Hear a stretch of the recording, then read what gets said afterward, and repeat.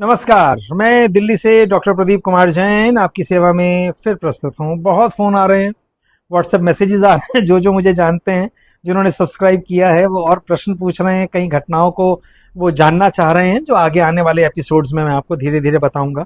पिछली बार जो कवि गंग का मैंने भेजा था आपको, इस कारण सुंदर हाथ जरे, वो लोगों को बहुत पसंद आया कि मेहंदी की किस तरीके से व्याख्या कवि ने की है। वो भी लोगों को बहुत पसंद आया। आपका बहुत बहुत धन्यवाद। मेरे चैनल को लाइक और सब्सक्राइब करें आप। अब वही घटना उन्होंने कहा, गंग की और घटना। गंग की तो बेहिसाब घटनाएं हैं, लेकिन आपने कहा है तो आपका निवेदन स्वीकार करते हुए मैं एक और घटना आपको गंग की सुनाने जा रहा हूँ। इसको मैं पढ़ूंगा, जो मेरे सामने है।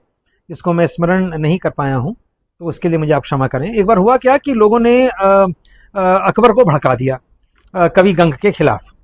अकबर से कहा कि जो भी हम लोग ये कहते हैं, ये तो कवि कविताएं कर देते हैं और इतना पैसा आप इनको दे देते हो। तो उन्होंने कहा कि अच्छा, एक ऐसी लाइन लेके आए जो कवि गंग रचना ना कर सकें, कवित्व ना कर सकें। अब वो क्या लेके आए? उन्होंने कहा कि आप उनसे पूछें, ठननन ठननन ठननन ठननन। अब ये बड़ी अजीब सी आवाज थी, ठननन ठननन ठननन ठननन। यानी अब अकबर ने बुलाया गंग को कहा कि भाई एक ऐसा कविता बनाइए, अंत के अंदर ठननन ठननन ठननन आना चाहिए। अब कवि मुस्कुराए, वो तो रचना धर्मी थे। ईश्वर की बड़ी कृपा होती है लेखकों पर, कवियों पर, नृत्यांगनाओं पर, गायकों पर, वादकों पर। ईश्वर साक्षात उनमें समाया होता है। तो बिना कुछ समय गंवाए उन्होंने इस बात का उत्तर दिया और कहा, करी के जो सिंगार अटारी चढ़ी। कि एक युवती है, श्रृंगार उसने किया, छत पर गई अपने केशों को, बालों को संवारने के लिए, सुखाने के लिए। करी के जो सिंगार अटारी चढ़ी, मनी लालन सोही राल है क्यों। वो अपने आनंद में आ गई और अपने प्रसन्नता से वो इधर उधर छत के ऊपर टहल रही थी। सब अंग सुबास सुगंध लगाई के। अंग पे, अपने अंगों पे उसने सुबास लगाया, सुगंध लगाई, परफ्यूम लगाया, जिसे हम लोग इत्र लगाया, जिसे हम लोग कह सकते हैं। बांस चांदी सा, बांस तन चांदी सा में है क्यों। उसका पूरा जो शरीर है वो चांदी सा चमकने लगा और महकने लगा। करते एक कंकन छूट पड़ो।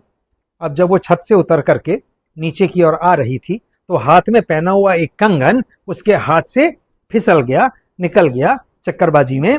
तो करते एक कंकन छूट पड़ो, सीढ़ियां सीढ़ियां सीढ़ियां बह क्यों। वो जो कंगन था वो सीढ़ियों से नीचे गिरना शुरू हुआ। कवि गंग भने एक शब्द भयो। कवि गंग कहते हैं कि उस कंगन के गिरने से एक शब्द उत्पन्न हुआ। क्या? अब आप समझ गए होंगे, ठननन ठननन ठननन ठह क्यों। यानी अंत में आ गया कि जब वो ऊपर से नीचे श्रृंगार कर कर आ रही थी, तो हाथों को वो इस प्रकार मोड़ रही थी और करने से हाथ में पहना हुआ कंगन सीढ़ियों से नीचे जब गिरा तो आवाज आई, ठननन ठननन ठननन में है क्यों। अब मैं इस कवित्व को एक बार पूरा आपको सुनाता हूं, इसका आनंद लीजिएगा, शब्दों को समझिएगा। करी के जो सिंगार अटारी चढ़ी, मनी लालन सोही राल है क्यों। सब अंग सुबास सुगंध लगाए के।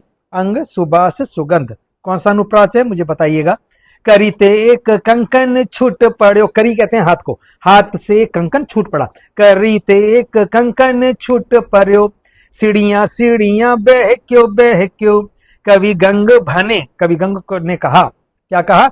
एक शब्द भयो। उस कंगन के गिरने से एक शब्द की उत्पत्ति हुई। क्या? ठननन ठननन ठननन ठह क्यों। मुझे लगता है आपको आनंद आया होगा इस पूरे कवित्व को, इस पूरे छंद को सुनने में, कि किस प्रकार हाजिर जवाबी इसके अंदर है। इसको हम समस्या पूर्ति भी कह सकते हैं। और बड़ी मजेदार बात है, सेम ये तो हमारा कवित्व हिंदी में रीतिकालीन है, जो हमारा 1718 1700 1600 1700 के अंदर लिखा गया। ऐसा ही कालिदास का भी एक हमको प्राप्त होता है, जो मैं आपको अगले अंक में बताऊंगा। मेरे चैनल को सब्सक्राइब कीजिए, लाइक कीजिए। यही मेरे लिए एक प्रोत्साहन है, मोटिवेशन है, जिसकी मुझे सख्त जरूरत है।